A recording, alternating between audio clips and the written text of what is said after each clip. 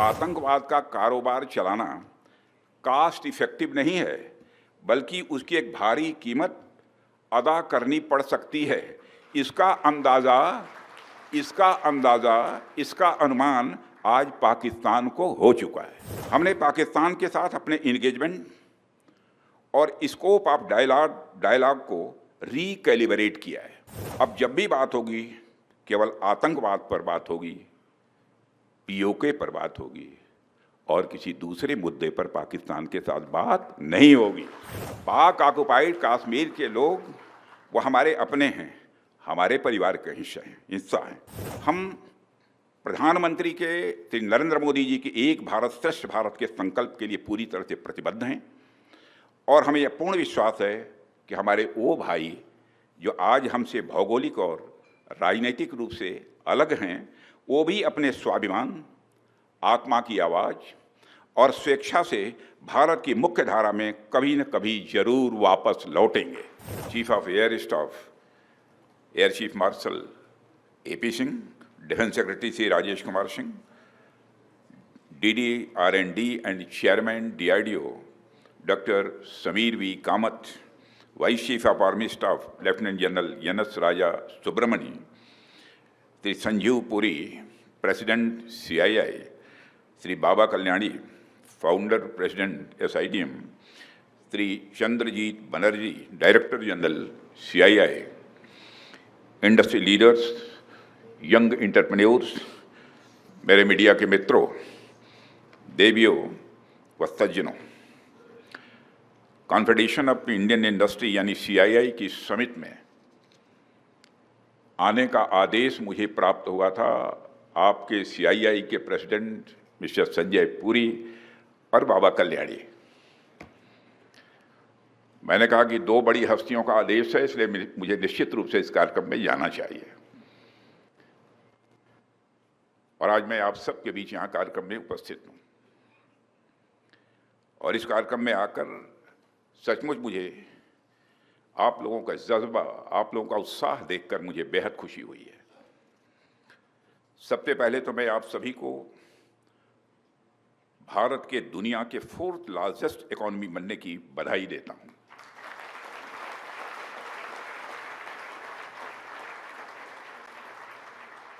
मुझे याद है कि पिछली बार जब मैं आप सभी के बीच आया था, तब हमारी इकोनॉमी दुनिया में 5वें नंबर पर थी, पर आज जब मैं आपके बीच आया हूं तो मैं आप सभी को हमारी इकॉनमी के 4थे नंबर की इकॉनमी बनाने की बधाई दे रहा हूं। मुझे लगता है कि आगे कुछ कहने की कोई ज़रूरत नहीं है। अगली बार जब मैं आप सभी के बीच आऊं तो मैं नई बधाई के साथ आप सबके बीच आऊं, ऐसी मेरी बस कामना है, यही हमारी इच्छा है।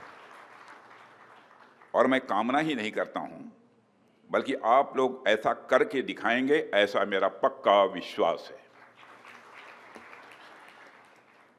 इससे पहले भी मुझे कई बार आप सबके बीच आने का अवसर मिला है और हर बार जब मैं आपके बीच आता हूं तो आपकी एनर्जी और आपको देश को आगे ले जाने की आपकी डेडिकेशन देखकर सचमुच मैं केवल इम्प्रेस ही नहीं होता हूं, बल्कि मैं बहुत ही उत्साहित होता हूं। साथियों, CII सिर्फ एक ऑर्गेनाइजेशन नहीं है, यह वह पावर हाउस है जिसने भारत की इंडस्ट्रियल स्पिरिट को एक शेप दिया है, एक आकार दिया है।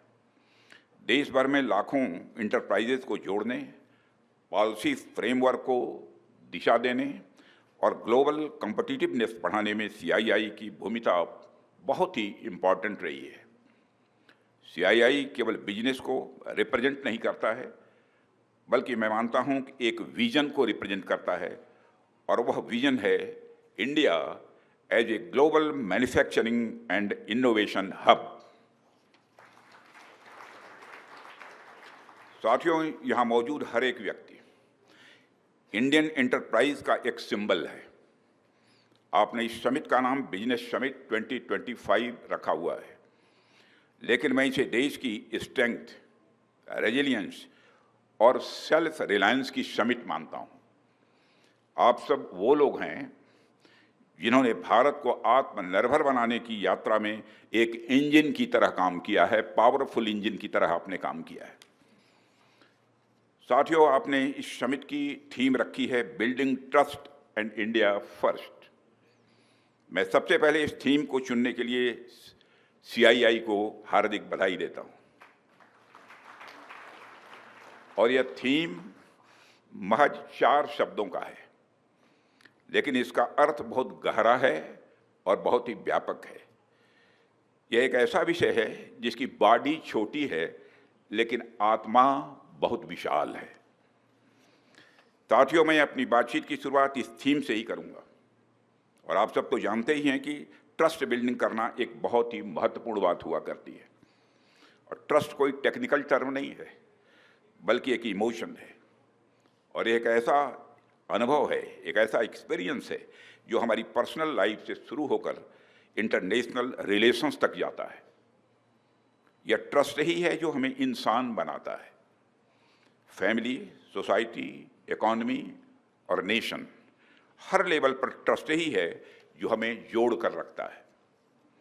हमारे जीवन में जो सबसे नायाब, जो सबसे कीमती चीज़ें होती हैं, ट्रस्ट को मैं उनमें से सबसे महत्वपूर्ण समझता हूँ। और यह मैं बस कहने के लिए नहीं कह रहा हूँ, अपने अनुभव की बात आप सबके सामने रख रहा हूँ। हमारे जीवन में अनेक ऐसे अवसर आते हैं जब हमारे पास भले ही कुछ न हो, पर हमारे पास एक भरोसेमंद, एक ट्रस्टवर्दी इंसान होता है, तो हमें लगता है कि अब हम कंप्लीट हैं, अब हम परफेक्ट हैं। वह चाहे परिवार हो, समाज हो, ऑफिस हो, दफ्तर हो या कहीं और हो। कोई व्यक्ति भले ही वह योग्यता थोड़ी कम रखता हो, भले ही वह नॉलेज थोड़ी कम रखता हो, भले ही उसके अंदर स्किल्स कुछ कम हों, लेकिन अगर वह ट्रस्टवर्दी है तो समझिए कि आपके पास एक बहुत बड़ी निधि है, आपके पास एक बहुत बड़ा एसेट है। साथियों, हमारे यहाँ ऋषियों मनीषियों ने अगर स्वदेशो भुवन त्रयम, यानी 3 लोक ही हमारा स्वदेश है, हमारा परिवार है, यह अवधारणा दी है, तो उन्होंने एक तरह से मानव मात्र और जड़ चेतन के प्रति ट्रस्ट की ही बात की है। राजा दशरथ ने अगर प्राण जाहु पर बचन न जाइए कहा, तो यह वचन विश्वास का ही प्रतीक है। एक बार आपने किसी को वचन दे दिया तो सामने वाला आपके वचन को सिर्फ इसलिए स्वीकार करता है क्योंकि उसे आपके ऊपर विश्वास है कि आप वह वचन किसी भी सूरत में तोड़ेंगे नहीं। भारत ही क्यों, पूरी ह्यूमन सिविलाइजेशन, पूरी मानव सभ्यता के विकास की चर्चा करें तो ट्रस्ट आपको एक की कंपोनेंट के रूप में दिखाई देगा। प्रारंभ में जब गांवों का विकास हुआ, एग्रीकल्चर का विकास हुआ, शहरों का विकास हुआ, उद्योगों का विकास हुआ, तो ह्यूमन रिलेशंस के डायनेमिक्स पर ही आधारित था। बाद में नेशन स्टेट्स आए और उनके बीच भी नए नए प्रकार के रिश्ते बनते रहे, जिसका मूल आधार इंटरनेशनल ट्रस्ट ही था। पर आज के बदलते समय में हम देख रहे हैं कि आज के इंटरनेशनल सिनेरियो में कहीं ना कहीं ट्रस्ट का वो महत्वपूर्ण फैक्टर घटता नजर आ रहा है। सेकंड वर्ल्ड वॉर के बाद भले ही दुनिया 2 पोल्स में बंटी रही हो, लेकिन एक किस्म की स्टेबिलिटी फिर भी कहीं ना कहीं थी, एक प्रेडिक्टेबिलिटी कहीं ना कहीं थी। पर अब पिछले कुछ डिकेड्स में, खासकर 90 के डिकेड्स के बाद से इंटरनेशनल रिलेशंस में एक अलग तरह की फ्लूइडिटी आ गई है। एक तरफ तो राष्ट्रों के बीच के आपसी रिलेशंस टूट रहे हैं या कमजोर पड़ रहे हैं, तो दूसरी तरफ कुछ नए इक्वेशंस बनते हुए दिखाई दे रहे हैं। आज पूरे विश्व में एक अनसर्टेनिटी का माहौल नजर आ रहा है, जगह जगह कन्फ्लिक्ट्स चल रहे हैं। वैसे तो इसके कारण अनेक हो सकते हैं, पर आज की इंटरनेशनल अनसर्टेनिटी का जो फंडामेंटल कारण है वह है ट्रस्ट डेफिसिट, यानी विश्वास में कमी। साथियों, इसके ठीक विपरीत अगर हम अपने देश को देखें तो हमारी यह कोशिश रही है कि देश के भीतर अलग अलग क्षेत्रों में कम्युनिटीज़ और इकोनॉमिक सेगमेंट्स के बीच ट्रस्ट का एक मजबूत इन्वायरमेंट बने। यह हम लोगों की कोशिश रही है और इन एफर्ट से हमने अभूतपूर्व कामयाबी हासिल की है, जिनके कुछ उदाहरण मैं आप सबके सामने यहाँ रखना चाहता हूँ। पहले उदाहरण के रूप में मैं आप सभी से जीएसटी यानी गुड्स एंड सर्विसेज टैक्स का जिक्र करना चाहूँगा। एक ऐसा रिवॉल्यूशनरी रिफॉर्म जिसमें हमने न केवल ईज ऑफ डूइंग बिजनेस को ही बेहतर बनाया है, बल्कि सेंटर और स्टेट्स के बीच के संबंधों को भी सही मायनों में कोऑपरेटिव फेडरलिज्म को बल दिया है। यह केवल एक टैक्स सिस्टम नहीं है, बल्कि एक नेशनल इकोनॉमिक इंटीग्रेशन मॉडल है जो सेंटर और स्टेट्स के बीच ट्रस्ट के फाउंडेशन पर यह बना हुआ है। आज सेंटर, स्टेट्स और यूनियन टेरिटरीज फेडरल ट्रस्ट को बढ़ावा देते हुए समान रूप से जीएसटी के प्लेटफॉर्म पर हैं। साथियों, ट्रस्ट बिल्डिंग का दूसरा बड़ा उदाहरण है यूपीआई यानी यूनिफाइड पेमेंट्स इंटरफेस। आज भारत में डिजिटल ट्रांजैक्शंस के क्षेत्र में यूपीआई एक गेम चेंजर के रूप में उभर कर आया है। यह केवल टेक्नोलॉजिकल सक्सेस नहीं है, बल्कि एक बिहेवियरल ट्रांसफॉर्मेशन भी है, जहां आम नागरिक से लेकर बड़े कारोबारी तक एक ट्रांसपेरेंट और सिक्योर सिस्टम पर भरोसा कर रहे हैं। आज दुनिया के कई देश इस मॉडल को रिप्लिकेट करने की भी कोशिश कर रहे हैं। यह भारत के डिजिटल लीडरशिप का यह प्रमाण है। ऐसे कई उदाहरण हैं जहां हमने क्रॉस सेक्टोरल इंक्लूसिव ग्रोथ को न केवल प्रूफ किया है, बल्कि इसे पूरी दुनिया के सामने एक सस्टेनेबल मॉडल के रूप में प्रस्तुत भी किया है। इसी का परिणाम है कि आज जब वैश्विक स्तर पर इंस्टेबिलिटी और इकोनॉमिक स्लोडाउन जैसी सिचुएशन बनी है, तब भी हमारा और आपका यह भारत अपनी पूरी एनर्जी और सिनर्जी के साथ world fastest growing major economy बना हुआ है।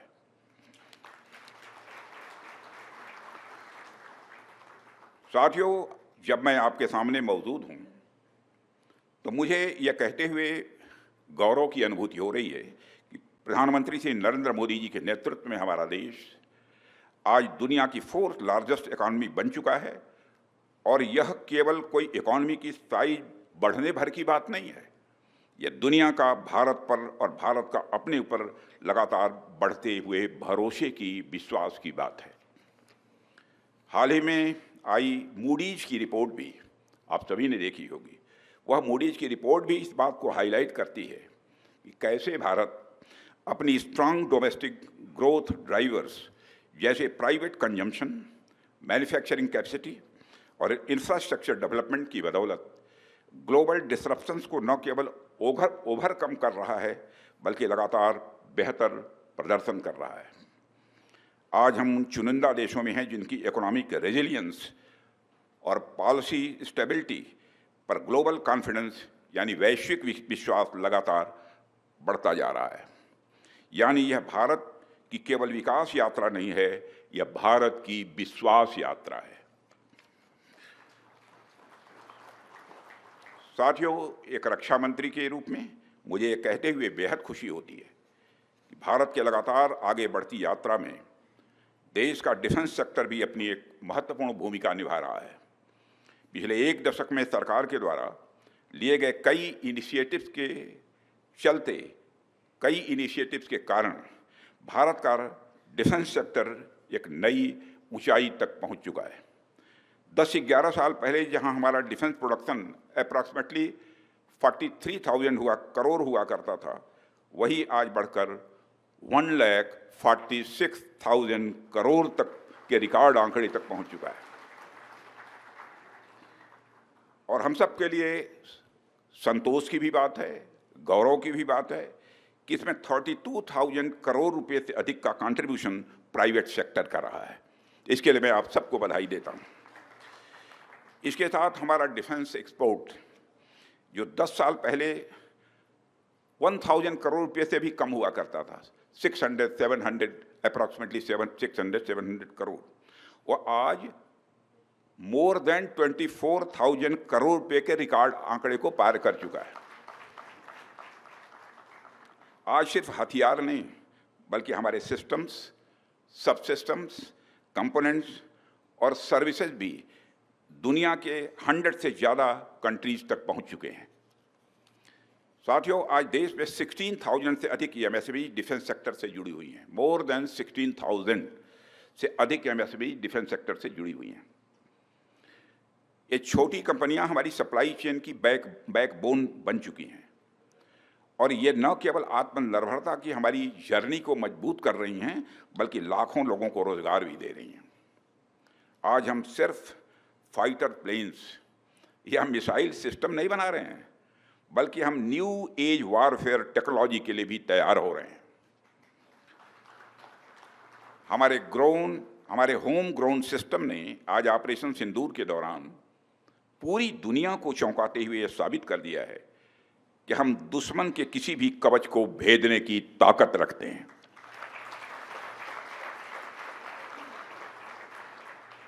साथियों, आपने देखा कि किस तरह हमने पहले आतंकी ठिकानों को और उसके बाद दुश्मन के सैन्य अड्डों, एयर बेसेस को तबाह किया।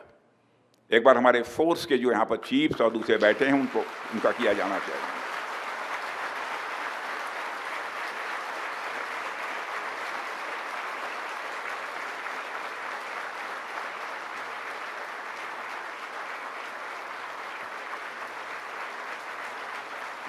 Thank you very much. मैं रोकूंगा नहीं तो रुकेगा नहीं।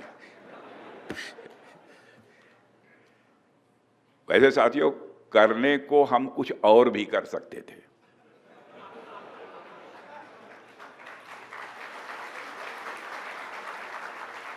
परंतु शक्ति के साथ संयम भी चाहिए। शक्ति और संयम, इन दोनों का समन्वय का हमने दुनिया के सामने एक शानदार उदाहरण पेश किया है। हम और कुछ कर सकते थे, लेकिन संयम भी बरता है। तो शक्ति और संयम दोनों का एक शानदार उदाहरण हमने दुनिया के सामने पेश किया है। आत्मनिर्भरता के बैनर के तले आज हम क्रिटिकल और फ्रंटियर टेक्नोलॉजीज पर भी लगातार सफलता हासिल कर रहे हैं। आर्टिफिशियल इंटेलिजेंस, साथियों, आपको जानकर यह खुशी होगी कि रक्षा क्षेत्र में सेल्फ रिलायंस, आत्मनिर्भरता को बढ़ावा देने के लिए अभी 2 दिन पहले एमका प्रोजेक्ट को, जो 5th generation fighter aircraft Bharat में ही बनाने का प्रोजेक्ट है, उसको आगे बढ़ाने की एग्जीक्यूशन मॉडल को मंजूरी दे दी है।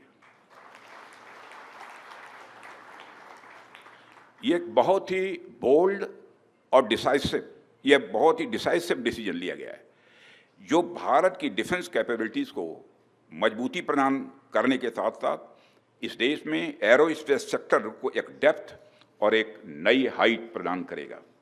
एमका प्रोजेक्ट के अंतर्गत आज 5 प्रोटोटाइप डेवलप करने की योजना है, जिसका बाद में सीरीज प्रोडक्शन होगा। यह निर्णय मेक इन इंडिया प्रोग्राम के इतिहास में एक मील का पत्थर माना जाना चाहिए, क्योंकि पहली बार किसी मेगा डिफेंस प्रोजेक्ट में पब्लिक सेक्टर कंपनियों के साथ साथ प्राइवेट सेक्टर ने भी पार्टिसिपेट करने का उसे मौका मिलेगा। साथियों, ऑपरेशन सिंदूर में पूरे देश की जनता ने मेक इन इंडिया अभियान की सफलता को देखा, समझा और उसे महसूस किया है। आज यह साबित हो चुका है कि मेक इन इंडिया भारत की सिक्योरिटी और प्रॉस्पेरिटी दोनों के लिए बेहद जरूरी है। साथियों, भारत की नेशनल सिक्योरिटी में मेक इन इंडिया एक इसेंशियल कंपोनेंट है। यदि हमारे पास यह क्षमता नहीं होती तो भारत की सेनाएं पाकिस्तान के निचले हिस्से से लेकर पीओके तक,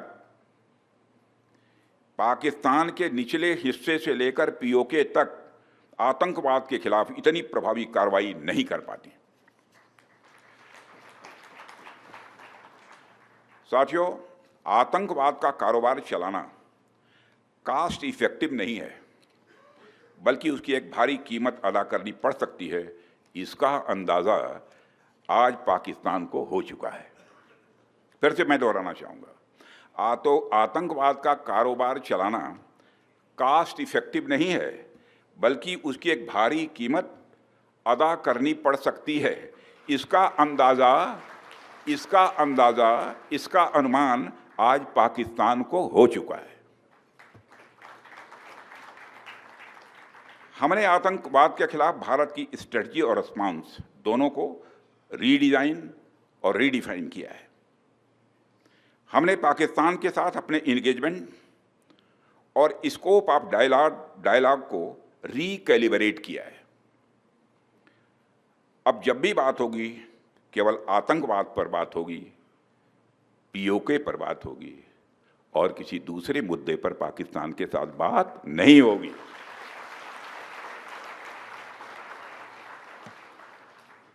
वह दूसरा मुद्दा कौन हो सकता है जिस पर पाकिस्तान बात करना चाहेगा, वो आप जानते हैं। साथियों, मैं मानता हूं कि आज पाक ऑक्युपाइड कश्मीर के लोग हमारे अपने हैं। आप मानते हैं ना? पाक ऑक्युपाइड कश्मीर के लोग वो हमारे अपने हैं, हमारे परिवार के हिस्सा हैं। हम प्रधानमंत्री के श्री नरेंद्र मोदी जी के एक भारत श्रेष्ठ भारत के संकल्प के लिए पूरी तरह से प्रतिबद्ध हैं और हमें यह पूर्ण विश्वास है कि हमारे वो भाई जो आज हमसे भौगोलिक और राजनीतिक रूप से अलग हैं, वो भी अपने स्वाभिमान, आत्मा की आवाज़ और स्वेच्छा से भारत की मुख्य धारा में कभी न कभी जरूर वापस लौटेंगे। मैं जानता हूं वहां के अधिकांश लोग भारत के साथ एक जुड़ाव महसूस करते हैं। बड़ी संख्या है जो भारत के साथ जुड़ाव महसूस करती है। पीओके में कुछ गिने चुने ही हैं जिन्हें भटकाया गया है, गुमराह किया गया है। पीओके में रहने वाले हमारे इन भाइयों की स्थिति कुछ ऐसी ही है जैसे वीर योद्धा महाराणा प्रताप के छोटे भाई शक्ति सिंह की थी। मैं फिर से दोहराना चाहूँगा, पीओके में रहने वाले हमारे इन भाइयों की स्थिति कुछ ऐसी ही है जैसे वीर योद्धा महाराणा प्रताप के छोटे भाई शक्ति सिंह की थी। छोटे भाई शक्ति सिंह के अलग हो जाने पर भी बड़े भाई महाराणा प्रताप का विश्वास अपने छोटे भाई के प्रति बना रहता है और वह बड़े विश्वास के साथ कहते हैं कि तब कुपंथ को छोड़ सुपथ पर स्वयं चला आएगा, मेरा ही भाई है मुझसे दूर कहाँ जाएगा।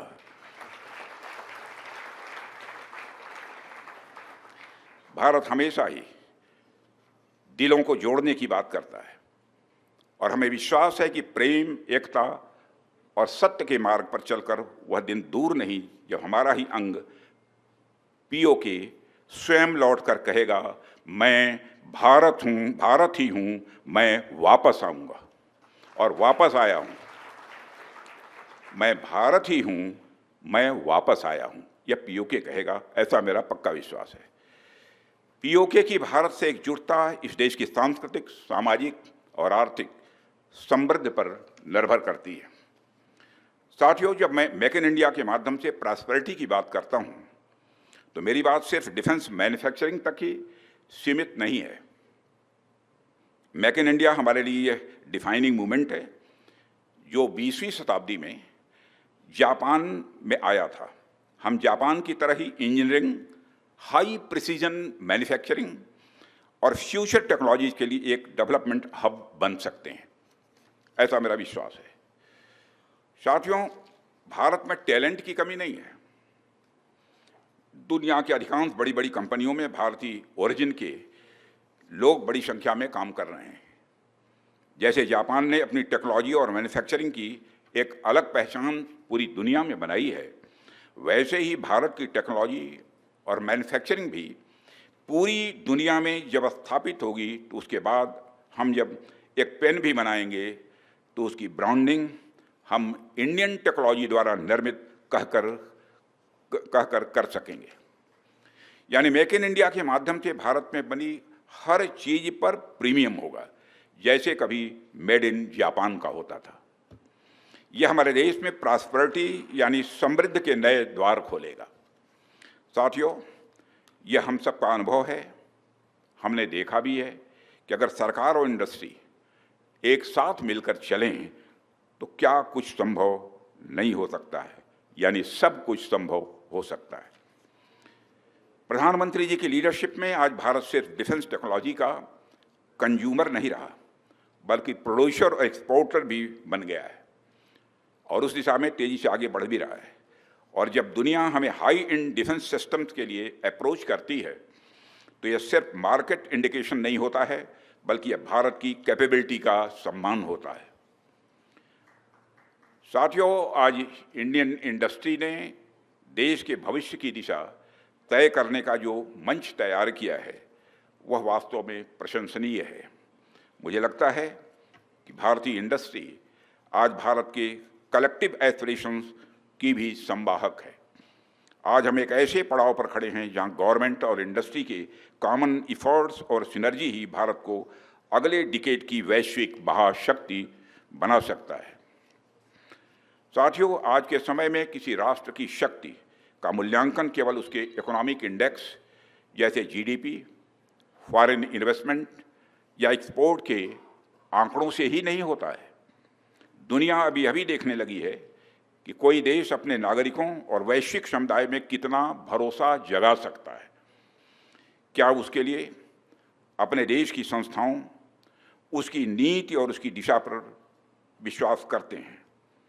क्या अंतर्राष्ट्रीय मंच पर उस देश को स्टेबल, मैच्योर और रिस्पॉन्सिबल माना जाता है या नहीं? यही वह मापदंड है जो आज के युग में एक राष्ट्र को महान बनाता है।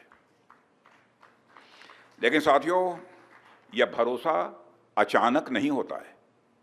यह किसी नारे, घोषणा पत्र या विज्ञापन से नहीं पैदा होता है। यह राष्ट्रीय सुरक्षा से जुड़ा होता है। अब जब किसी देश को यह आत्मविश्वास होता है कि वो अपने जियोपॉलिटिकल इंटरेस्ट को प्रोटेक्ट कर सकता है, अपने नागरिकों की सुरक्षा इंश्योर कर सकता है और भविष्य की अनसर्टेनिटीज के सामने स्थिर रह सकता है, तभी एक सच्चा टिकाऊ विश्वास जन्म लेता है। राष्ट्र का मनोबल तभी ऊंचा रहता है जब उसे पता हो कि उसका आज भी सुरक्षित है और आगे आने वाला कल भी सुरक्षित है। इन सब को देखते हुए साथियों, सरकार ने policy clarity, Indianisation, economic resilience और स्ट्रेटजिक ऑटोनॉमी को प्रायोरिटी दी है।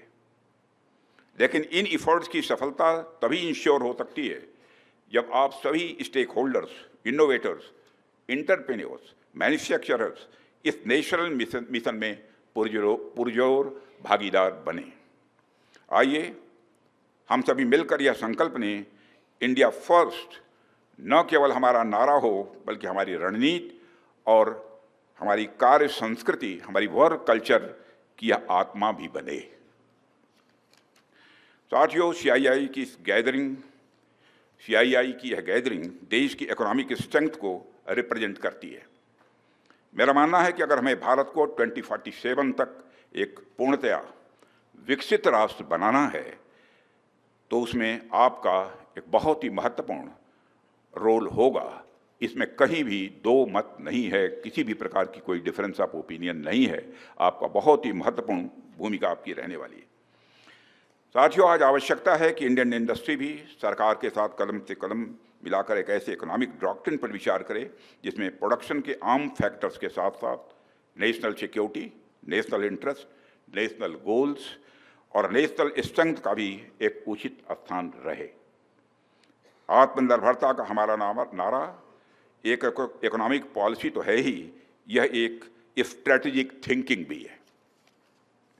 साथियों, सीआईआई के इस महत्वपूर्ण मंच से आज मैं भारतीय इंडस्ट्री से अपील करता हूं कि कंपनी इंटरेस्ट तो स्वाभाविक है, किसी को देखना चाहिए, आप देख ही रहे हैं।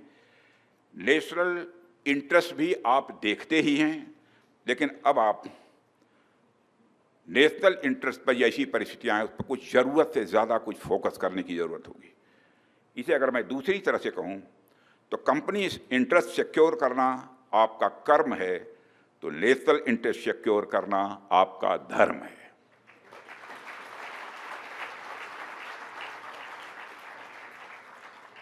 क्योंकि एक मजबूत राष्ट्र का निर्माण उसके सभी सेगमेंट्स हैं, सभी सेगमेंट्स का यह धर्म है। जैसा कि